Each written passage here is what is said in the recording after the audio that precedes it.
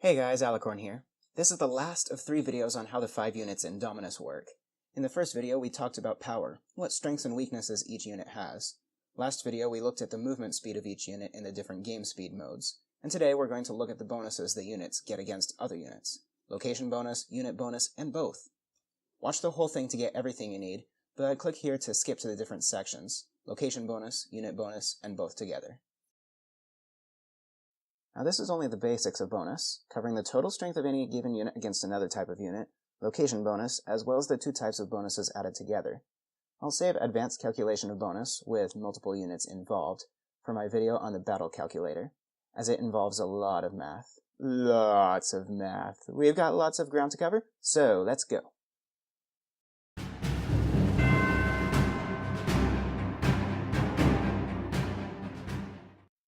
There are 2 kinds of bonus. The first is unit bonus, where certain units get bonuses against other units because of what they are, such as pikemen getting a bonus against cavalry. And the second is location bonus, where units get a bonus based on where they are, such as in or on a castle, village, or capital. Location bonus is easier to discuss than unit bonus, so let's do that first. When units are garrisoned inside a castle or village, they get a location bonus equal to their base power, essentially doubling their power, at least before unit bonus is considered. So 100 pikemen with 1700 base power in a castle or village would have 3400 defense power. When stationed atop any village belonging to a vassal or a lord, or atop a castle belonging to a vassal, or even stationed on your own village or castle, the units get a location bonus half of their base power, increasing their power by 50% before unit bonus is counted. This is a little tricky to simulate using the battle calculator. Clicking the button Castle or Village makes the calculator assume the units are garrisoned rather than stationed, and will calculate you a 100% bonus rather than a 50% bonus. This can be disastrous for you. Instead, to just check what it would be, you have to use a little workaround by checking Battle is at a capital building and is ruler of capital for the army that's on the village or castle. But if you have units there already, you can click Add Selected on both the building and the army to find the accurate location bonus. This also works with more than one player's armies on the same building. So again, with our example of 100 pikemen and 1700 base power, half of that is 850, so their defense power on an ally village or castle is a total of 2550. When you own a capital, you can't garrison units inside them, you can only post units on them, and they get a 50% bonus, just like if they were stationed on top of a castle or village. To calculate this, you check the 2 buttons Battle is at a capital building and is ruler of capital, rather than using the capital tab. That does nothing. It's useless. So just like on a village or castle, half of 1700 is 850, added together for a defense power of 2550 on a capital. Unit bonus is a little trickier, and like I said, I'll explain all the nitty-gritty details on what effects different units in armies have on the bonus and other fun mathy stuff like that when I do a video on the calculator. Just as an example of how complicated it gets, an army of 100 pikemen defending against an army of 100 cavalry gets a bonus of 2550. But if you add 20 footmen to your army, your pikes lose 150 of their bonus. However, if you do the same number of archers, the pikes lose only 50 of their bonus power. What's worse, if you do the same number of cavalry, the pikes lose 300 of their bonus. Or if you add 20 other units to the attacking cavalry, your pikes lose 425 of their bonus. But if you add catapults, there is no bonus difference whatsoever. First off will be the generalities, or the basics of which units are good against which. Then I'll give you specific numbers, like how many units 100 of a certain type can kill when bonuses are involved. Fasten your seatbelts and put your brain in top gear, because we've got a lot to cover. Ready, set, go! Footmen, with their bonus against pikemen, are somewhat useful when someone has more pikemen than footmen and archers in their defense. Add this to the fact that ore becomes very cheap compared to wool and glass, footmen can be quite effective in massive sieges.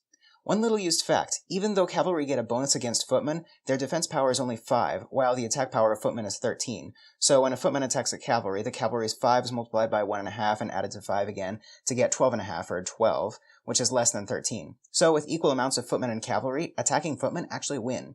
Don't try this in a duel setting with large numbers though, such as over 60, because cavalry are twice as fast as footmen and it takes little effort to move the cavalry away, then back to attack the footmen and still win. Archers, with their bonus against footmen, are pretty helpful when someone is trying the strategy I just mentioned, and they can be kind of helpful in a pinch, even against cavalry in certain circumstances. Also, since lumber becomes very cheap later in the game, they can sometimes, though not always, be a pretty substantial defense investment at that point. Even though footmen get a bonus against pikemen, such that one footman has 32 power against one pikeman, That one pikeman, when garrisoned with a defense of 17 and 17 makes 34, can still defend successfully against one footman. But where pikemen shine is their bonus against cavalry. In a castle or village, it takes not 3, not 4, but 5 cavalry to finally overpower just one pikeman. This effect is similar with archers defending against footmen, just not as extreme at higher numbers, and those units aren't really that useful to begin with. Cavalry are very useful overall, being fast, strong, and having a bonus against 2 units, footmen and archers. Not much else can be said. They're fast, they're strong, and they're great units to have a lot of. As a result, they get pretty expensive in late game. Catapults are very effective siege units, getting a whopping 31 attack when attacking buildings, whether the defending units are on top of or inside the building.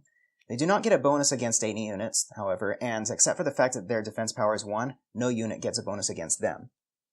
Whew! Round 1 is over. Now here come the specifics, the part you all want to hear. I will give each unit 4 demonstrations, with the exception of cavalry, which gets 6.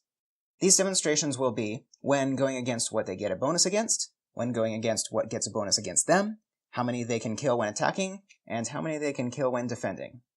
And the demonstrations will show the maximum number of other units 100 of that type can kill. So buckle up again and get ready for round 2.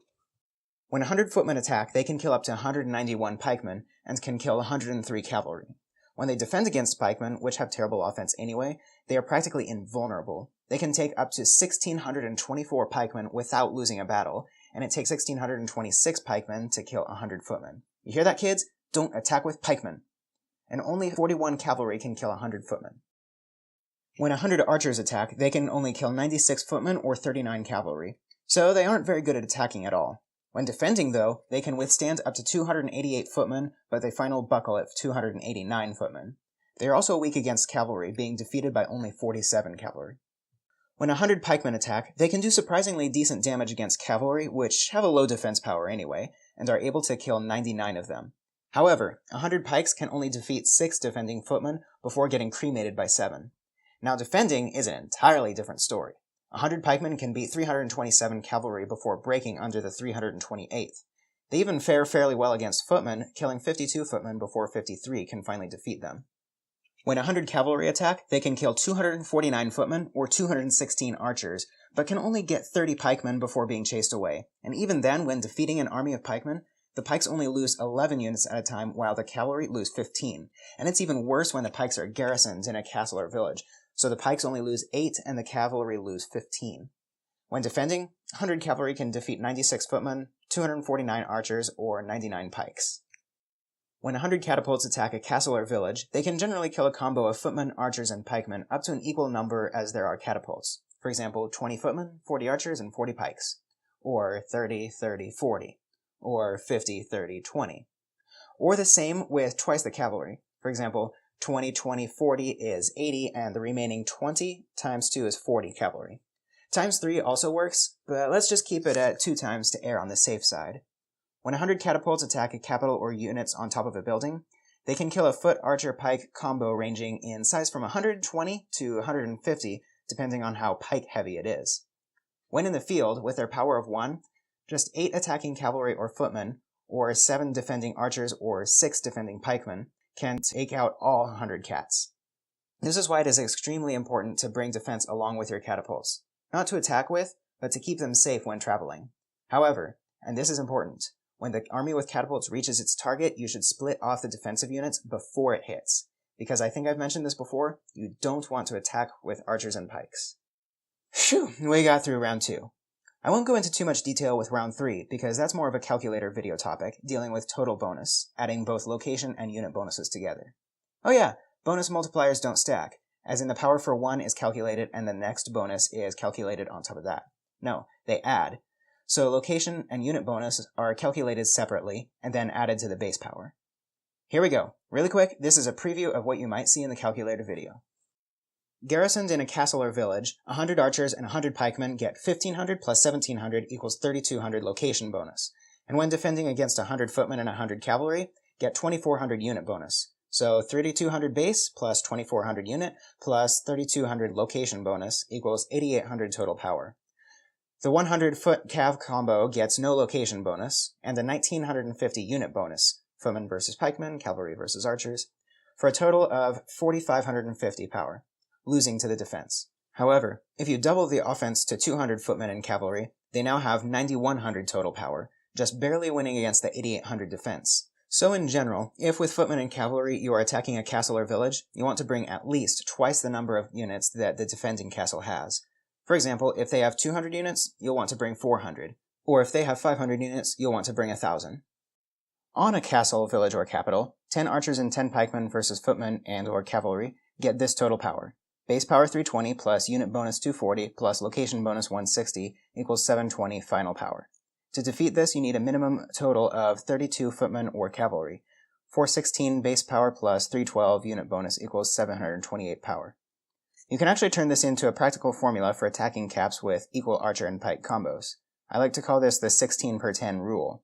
Bring 16 cav or footmen per 10 units on the cap. So if you see a 30-30 archer and pike combo, you know there are 60 units. So multiply 16 by 6 for a total of 96 cavalry to win that battle. Or a 50-50 combo, 100 units, requires 160 units to defeat. Well, 159, but you get the idea. So those were the basics of how unit and location bonuses work. Once the bonus of each type is calculated, the bonuses are added to the base power, and that is your total unit power with bonuses. Again, I will go more in depth how the battle calculator works in its own video, but this should be enough to let you know what is good against what, and generally how many of certain units you need to beat other armies. Other specifics I'll let you figure out on your own, and let you use the calculator for yourself.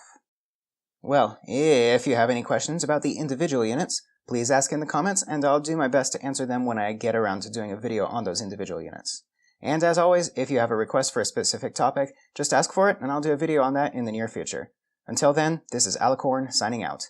Keep playing, and never give up.